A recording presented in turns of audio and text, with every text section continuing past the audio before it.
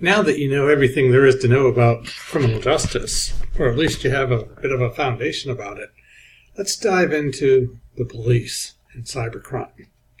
Now, as has been alluded to, there are virtually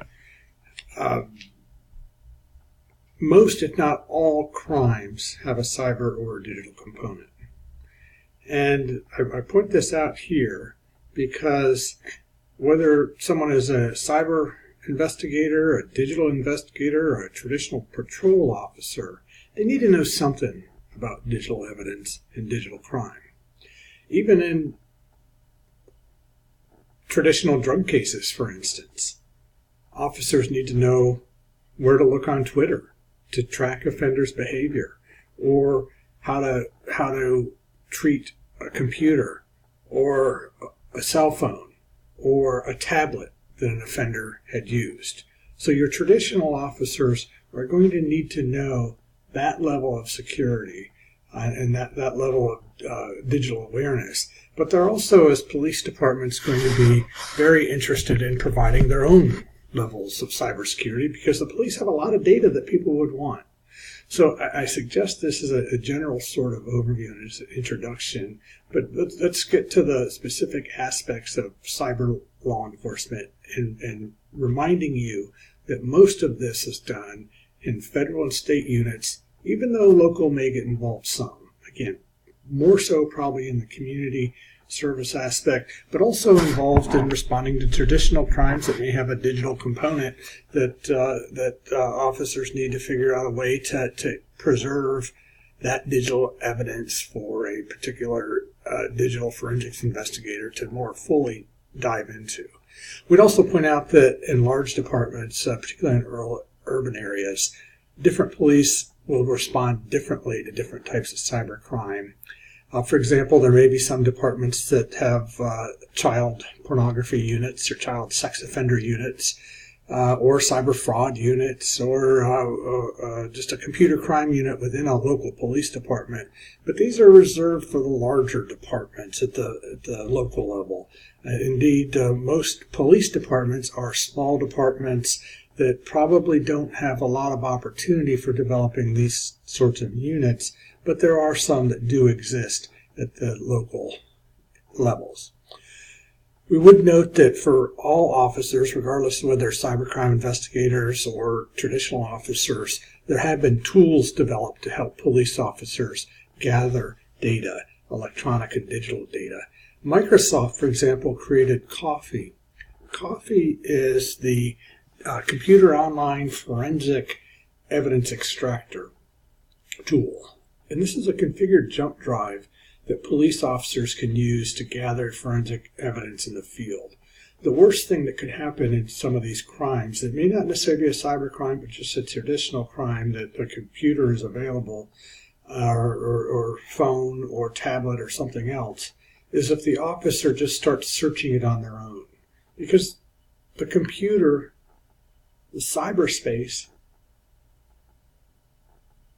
is the crime scene. You wouldn't want a police officer tramping through a bloody crime scene that left evidence of a homicide all over a particular space. Well, you don't want someone tramping through the cyberspace either. So this device allows the officer to gather that evidence in the field, and then the digital forensics investigators can take that jump drive and use it to search for evidence that had been collected by the officer. Now, when we look at the federal level, Federal Bureau of Investigation is the lead agency responsible for cybercrime enforcement, law enforcement. And the feds have developed a number of different strategies to deal with these offenses. And they do have a cyber division at the FBI headquarters that oversees and coordinates cybercrime investigations. They also have a cyber action team. It was created in 2006. It's got 50 people on it, and they're spread throughout the U.S. And these individuals would engage in assisting states and others with computer intrusion cases or incidents that they're not able to respond to on their own. We also have the feds overseeing the Internet Crime Complaint Center, and this we've referred to before, the IC3.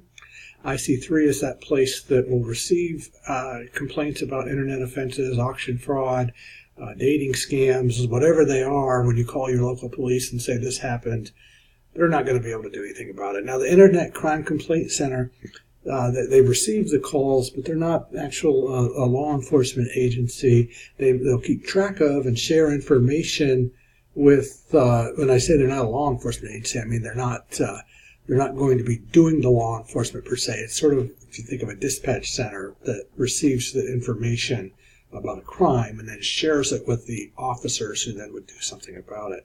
There's also computer crimes task forces that the FBI has developed, and these partner with the Department of Defense and Department of Homeland Security and state and local law enforcement to respond to crime nationwide using technology and combining the resources of all of those different agencies to get together and have a more holistic response to crime. And they also have a National Cyber Forensics and Training Alliance that helps to coordinate and provide training to various individuals, including they bring together businesses, they bring together industry, they bring together criminal justice professionals from across the ranks, and they try to provide this more collaborative type of training about forensics, bringing together industry, criminal justice officials, professors, experts, and so on. Now, Department of Homeland Security also has a strong response to cybercrime, and while the FBI would be involved in taking the lead, Immigration and Customs Enforcement within DHS, they get involved in supporting cross-border investigations. And ICE actually has Cybercrime Centers. It's called C3. And these Cybercrime Centers include a cybercrimes unit, a child exploitation investigations unit, and a computer forensics unit. Now, these units would be involved with those types of offenses and responding to those offenses and identifying suspected cases and locating those cases, and taking the lead in particular, again, when there's a cross-border or an international element to it. Secret Service within the Department of Homeland Security also gets involved in cybercrime. They have an electorate crimes task force or task forces that get involved when there's a financial institution or data intrusion or something that's threatening the economy, a type of cybercrime. And they also get involved in supporting the international response to international cyber intrusions and other computer-related types of offenses. The cyber intelligence section is within the Secret Service as well. They participate in various types of investigations, including credit card fraud and those kinds of things, and have been successful in leading to a number of different types of recoveries. And Secret Service also has the National Computer Forensics Institute, which, while the National Cyber Forensics and Training Alliance looks outward and tries to bring people together, the National Computer Forensics Institute is more for the criminal justice officials and focusing on law enforcement, judges, prosecutors, and others, and training them how to respond to cyber offending. When we talk about the police and cyber offending, there's, generally speaking, the response can be characterized the same way that other types of responses are characterized, and that the response can either be reactive or proactive. Now, reactive policing refers to instances where police are notified about an incident and the police respond to that incident, making a decision about how they should respond and how to respond, when to respond, whether a crime has been committed, and those sorts of things. Whereas a proactive model involves police actively searching for cyber offending. In terms of proactive cyber police work, there's two common strategies we can point to. One would include our electronic audits. Now, these electronic audits are simply investigations that are done using various software to explore various networks or various systems to see if there's evidence or patterns or algorithms that might suggest that crime has occurred. Some have actually used tweets and studied tweets to see if there's evidence of criminal activity in different areas. Now, that's a broader example of digital forensics, but it's an example of an electronic audit. Now, there's also undercover stings, and undercover stings would entail situations where law enforcement officers go undercover.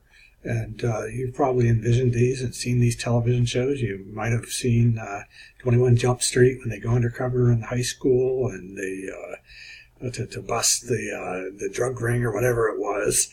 And similarly, you often see this in prostitution and drug work where officers will pose as either a drug buyer or a prostitute, and then they get someone to try to commit a crime by either buying drugs or soliciting a prostitute, and then they arrest that offender.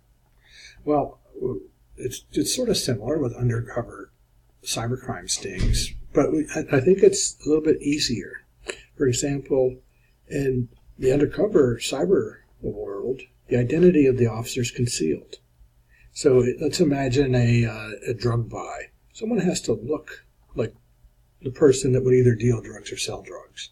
They have to have a certain appearance. They have to display a certain manners, certain personalities, and all of those sorts of things. A prostitution ring, the undercover officer would have to look like a prostitute. Well, in undercover digital work, you don't have to look anyway because they can't see you. There's also less danger because the transaction is occurring in cyberspace. It's easier to record the interactions in these undercover digital stings. You can also target a larger pool of offenders. So just like cybercrime allows offenders to reach a larger number of victims, cyber technology allows the officers to reach a larger pool of potential offenders. If you've ever watched the Dateline episodes where to catch a predator, they cast the net out and then they see who they get using internet technology. And also, international investigations can be done without leaving the U.S. These undercover investigations could focus in other countries and gather evidence, the evidence needed to move forward without any high cost of travel. There are challenges that come up with digital forensics that experts have noted. One of them wrote an article called Challenges in Digital Forensics.